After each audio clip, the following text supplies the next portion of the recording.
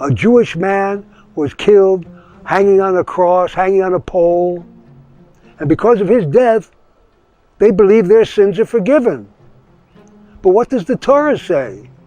The Torah clearly says, no man will die for another man's sins.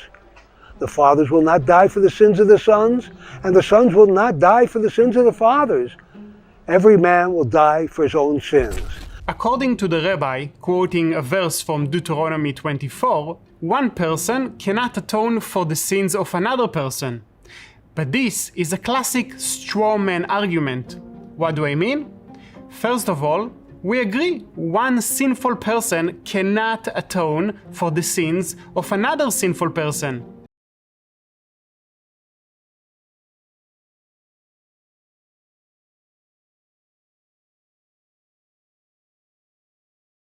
But suppose this son has a son who sees all the sins his father commits, and though he sees them, he does not do such things.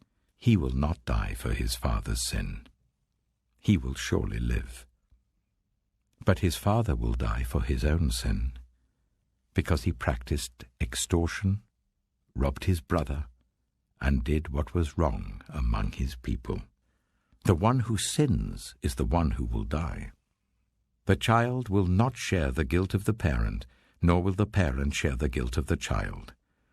The righteousness of the righteous will be credited to them, and the wickedness of the wicked will be charged against them. The verse from Deuteronomy was taken out of context by the rabbi, because the verse is talking about a physical death penalty, capital punishment, and not about a spiritual forgiveness of sins. Are you sure about that? Therefore, you Israelites, I will judge each of you according to your own ways, declares the sovereign Lord.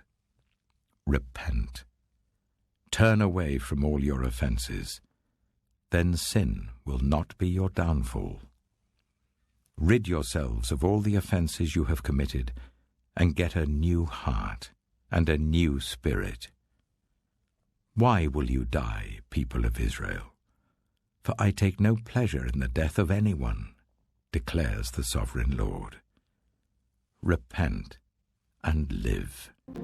Now, let me read to you another verse. As the Day of Atonement atones over Israel, so is the death of the righteous atones over Israel. And here is another verse. What is the purpose of the sacrifices? They effect atonement. So, too, does the death of the righteous effect atonement. Sounds like verses from the New Testament, doesn't it? Well, they are actually from the Talmud, the rabbinic holy literature, and from Rashi, who is the single most valued Jewish commentator in all of Jewish history. By the way, Rabbi Guttman Locks is part of the Chabad movement. Now, take a look at what the spokesman of Chabad, Rabbi Menachem Brod, wrote about the Messiah. Through his sufferings, the Messiah atones for his generation and enables every Jew to receive redemption. As it says, surely he has borne our griefs and carried our sorrows. An interpretation which, ironically, Rabbi Menachem Brod based on Isaiah chapter 53. The question here really is, what's the authority? Because in Judaism, whatever the rabbi says, that's kind of the authority. You have the oral law, and that's the authority above scriptures. In the Christian world, the authority, the final word, is not what the pastor says, it's what scriptures says. So if the pastor says something stupid and it contradicts the scriptures, you go with the scriptures. Exactly. So it's a different perspective altogether. Right. It's about the text. If you consider this text holy, is it contradicting? Isaiah 53 is talking about the suffering Messiah? The answer is no. And in fact, the word Messiah is not found in Isaiah 53. Isaiah 53 is speaking about a suffering servant. Who was the servant? Israel. Look at Isaiah 44, verse 21. Who was the servant? Israel. Look at Isaiah 45, verse 4.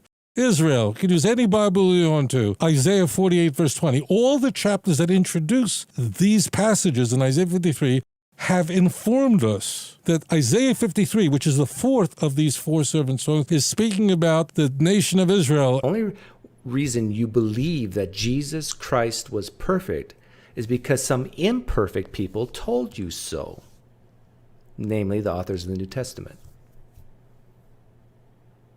What if they were wrong about that? No, Doug, he's God. Maybe he isn't. No, but it says in the text that he is and that he was perfect. Well, the authors told you this, but they're not perfect, right? No, but God intervened to make sure that what they wrote was perfect. How do you know that? How do you know this, that there's a God that exists out there, number one, and number two, that if he does exist, that he even cares about the Bible and what these men wrote?